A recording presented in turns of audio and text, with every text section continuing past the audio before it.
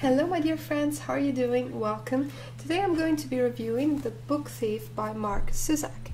I actually tried to make this video 2 weeks ago, but I was very tired that day because I've been very busy, and I decided to leave it for another time. I was also very emotional after reading it, and I also tried to make 2 card readings for this channel, and I finished them, then I watched them, and I didn't like them at all, so I just deleted them. As you know, most of my spare time goes into making ASMR videos, so I only record videos for this channel when I have some spare time, and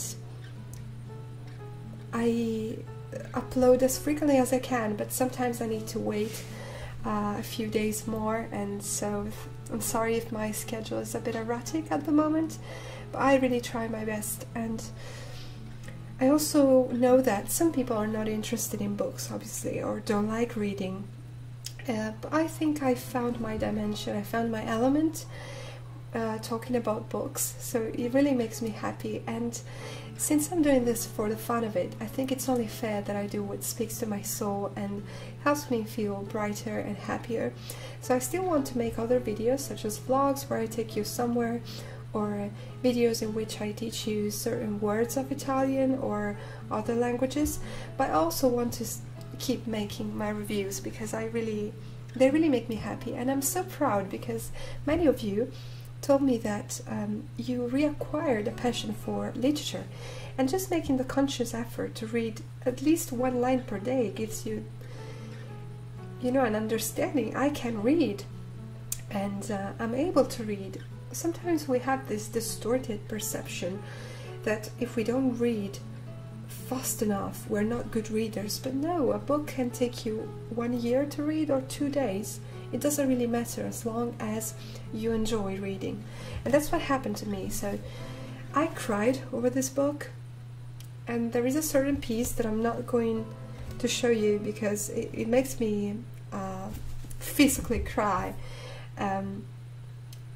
It gives me such a strong reaction, and I showed it in my Spanish video and I started crying, so I don't want to do it again here. But I had 3 phases basically while reading this book.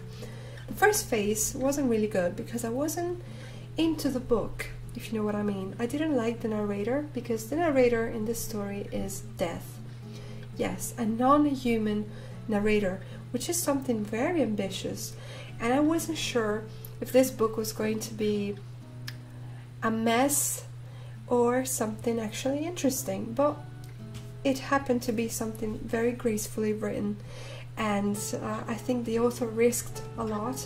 But at the end of the day, making death the narrator of a story is also something very important from a symbolic point of view, because you are implying that humans are constantly observed by death, and death is like the undertone of human existence. So it's really interesting from that point of view.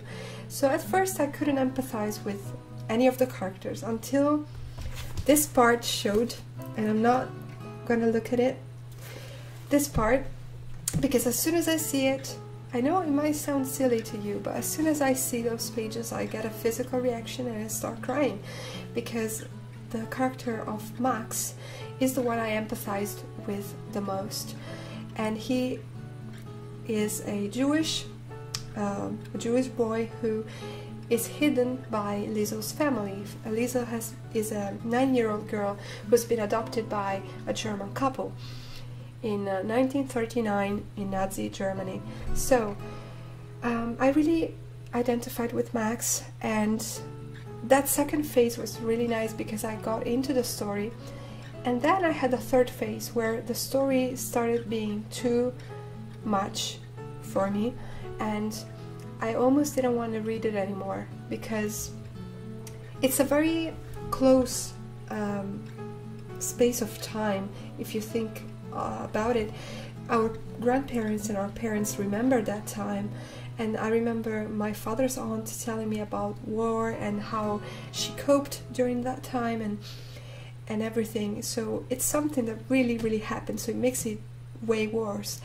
And yeah, the third phase basically was very hard for me because I didn't want to to finish the book. It was too much for me to read certain scenes. But overall, it's a wonderful story. So it's a wonderful book. It is gracefully written, and I really recommend that you read it. So when I was 9 years old, I read Anne Frank's diary, and I was so impressed by it that I actually started writing a diary. And in the diary, I always wrote to my friend Kitty, just like Anne Frank. And I just wouldn't understand how a girl, an innocent girl, could be abused in that way and really tortured, because it was torture for her, being a prisoner, being scared for her life, and then how she ended up. So it really impressed me when I was so young. I was just 9, and soon after I read this book, and it's probably one of the books that really stayed over the years and impressed me so much, way more than Anne Frank's diary, and it's called Reunion in English. In Italian is L'amico ritrovato. It talks about two friends in the United States, and one of them is a Jewish guy, and he gets persecuted, and it's a heartbreaking story. And I remember I was so shocked. I was shocked by it, and I can't remember if it was set.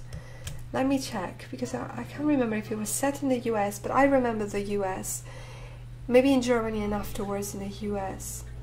Yes. And it was heartbreaking for me to read that book. And afterwards I read something by Primo Levi. He was Italian, and he was a Jewish Italian who ended up in concentration camps. And he wrote this memoir of that time, and it was so cruel, so incredibly hard to read that I couldn't finish it. And I know that Primo Levi committed suicide when he survived the concentration camps, because he couldn't shake off the memories of that time. So this topic is very dear to me because of all these reasons. And my best friends in high schools were Jewish, so it was really hard for me to read this book, but overall it's an amazing book, and I really recommend that you read it.